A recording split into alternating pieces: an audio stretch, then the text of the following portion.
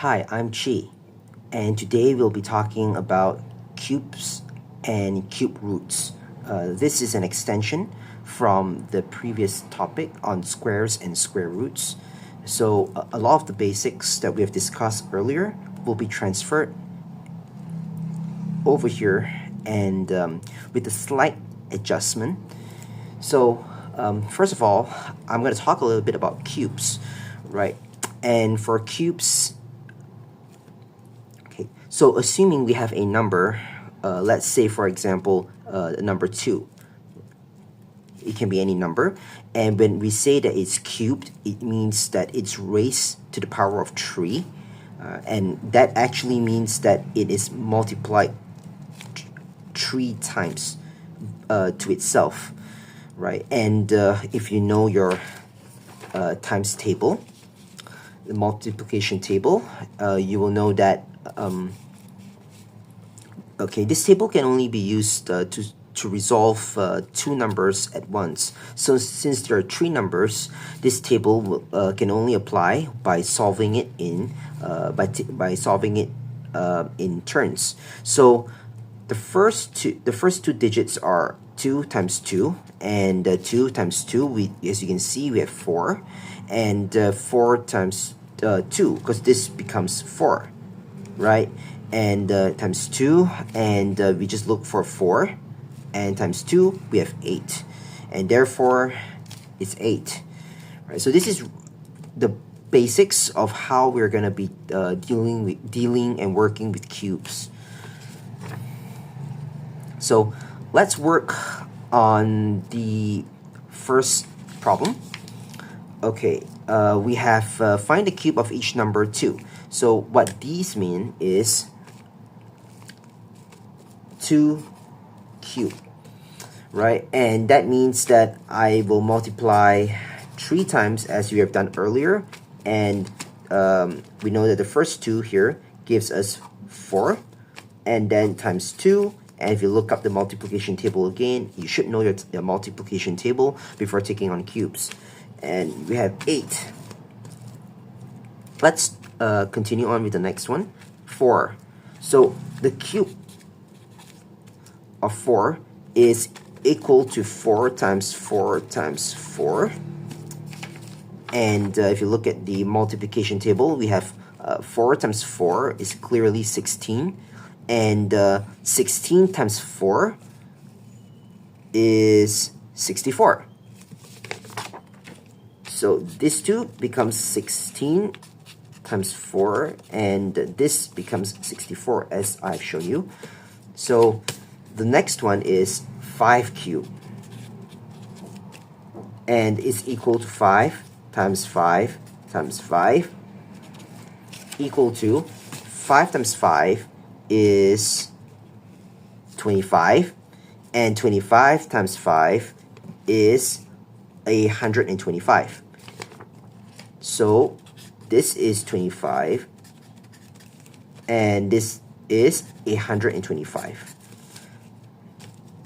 The last one here is 100 cubed, and it's equal to 100 times 100 times 100. And how do we do this? We add zeros at the back.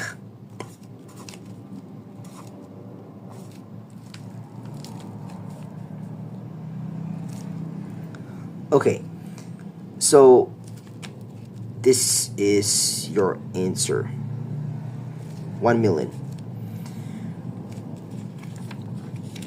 Okay, so the next part here is which of these are perfect cubes. And by the way, the very fact that you notice that when basic cubes are used, you see that the numbers are multiplying itself. Whenever you multiply by itself, 2 times 2 times 2, 4 times 4 times 4, we consider them as perfect cubes, right? So which of these are perfect cubes? So you'll need to know your multiplication table, and you've got to multiply what 2 numbers multiplied by itself 3 times will give you this number. So we can explore this and say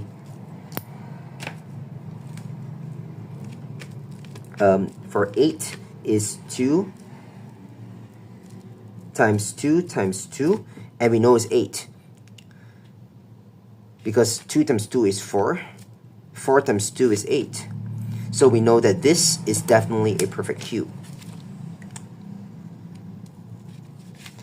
For the second one, we have 27.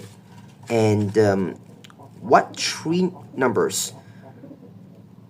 number, when multiplied itself 3 times, will give us 27? So let's try 3 times 3 times 3. So 3 times 3 we know is 9. It's a perfect square. And when you multiply by 3 again, you get 27. So yes, it is a perfect cube. What about 36?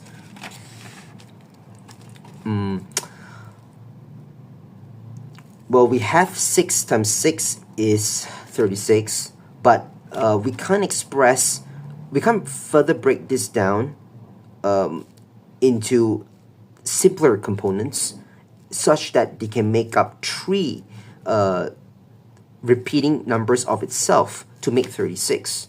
Right? Unlike 9 times 3, yes, we can break down 9 into 3 times 3, right? But for 6, we can't, because 6 is either 1 and 6 or 2 and 3, none of which can create repetitions.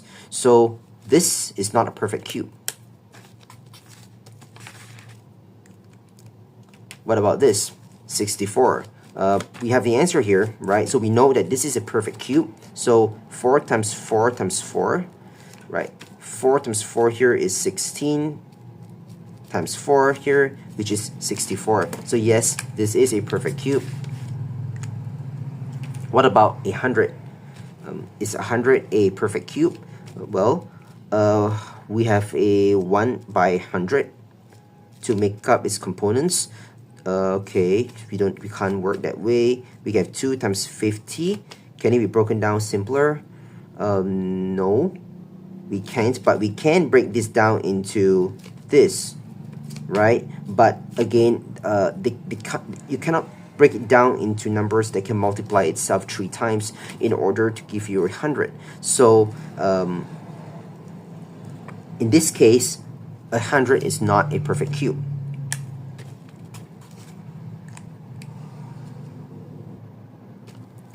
Okay, so this is the first part, the basics of cubes. So if we look at the second part, cube roots. As you know, in the previous lecture, we have square roots and squares, right? And they're actually interchangeable and reversed, which means a cube root is to simplify the larger number into its components. And cubes itself will be to raise the number by multiplying itself by a certain number of times. So in this case, since it's cube, then it will be 3. So the notation for a cube root is like a square, but with a number 3 here, right? And this is how we write this number down. So the first part here is we have a cube root of 8. And, well, previously we have mentioned that 8 itself is a perfect cube, right? It's a perfect cube of what number? It's a perfect cube of 2. So what we can do here is we say that this is equal to the cube root of 2 times 2 times 2. And essentially it means 2. What about 27? 27 is also a perfect cube.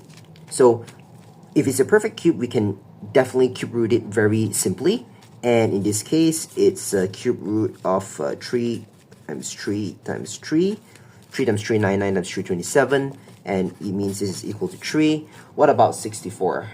64, we can express it as 4 times 4 times 4. And it's equal to 4. Okay, so this is fairly straightforward. And we have the next area called part 3. And what happens when you have a problem that doesn't have any perfect cubes? We call this non-perfect cubes. Okay, so for this case, you'll either need a calculator, or if you do have a cube table, you can refer to the numbers, refer to the table to get the closest solution. So in this case, we'll try to resolve it and leave it as cube roots and numbers, and we'll try to simplify it instead of finding the exact numbers. Okay, so we know very well 16 is definitely not a perfect cube of any number. Okay, and what's the closest we can express it as? Well, I do know that 16 is equal to 8 times 2, and what else? 1 times 16, 4 times 4. That's it, right? So let's work with this, because 8 itself is a perfect cube, right? So you got to recognize the pattern, and certain numbers, especially the perfect cube numbers, it will be really helpful for you when you're working through these sums. So we say that the cube root of 16 is equal to the cube root of 8 times 2, and we know very well it's going to be the cube root of 8 times the cube root of 2, and this we know very well is 2, and this you gotta use the times table. You gotta use the cube table and get the exact number, the exact solution, or you can push it into the calculator to get the solution. But we can just leave it as it is. So this is our solution. And we have a part 4 here. And what about applications? Well, we have learned the basics of cubes, and right now we can actually, if you notice that there are lots of things in life, like for example the die that we use to roll for your board games. Yeah, that is a cube in shape, right? And a cube is actually a 3-dimensional solid that has 6 faces, and each face having the same shape. So that's a cube. And then we have volume, right? And I'm just gonna sketch a cube out. It's gonna look something like this, right? And we have the length, the width, and the height. And we know that the volume is equal to the length times the width times the height. So if each and every faces are the same, essentially the length, the width, and the height will be having the same distance, right? So in this case, a cube has a volume of 64. Okay, I'm just gonna drop the unit of measurement first. And what's the length of one side? So essentially, it's telling us that the length times the width times the height is equal to 64. And since all of them are of the same length, we don't need to separate them as length, width, and height. We can just call it x. So I'm just going to call this x. I'm just going to write it down here.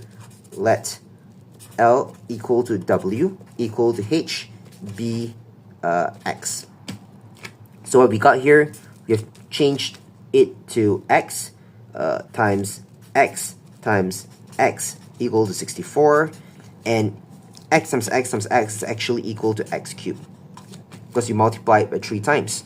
Is equal to 64. So what do we see here? We are trying to find each length, so we are trying to solve for x. So what does that mean? We got to cube root it, so cube root both sides. 64. So does it look familiar? X, because you when you cube root a cube, you kind of get its original number.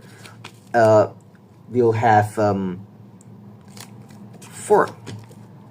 So each side therefore has a length of 4, and each and every sides are sharing the same and equal length. So that's how you solve the problem. As you can see, cubes and cube roots can be applied in real life to solve geometry problems, and it can be really useful to learn the techniques.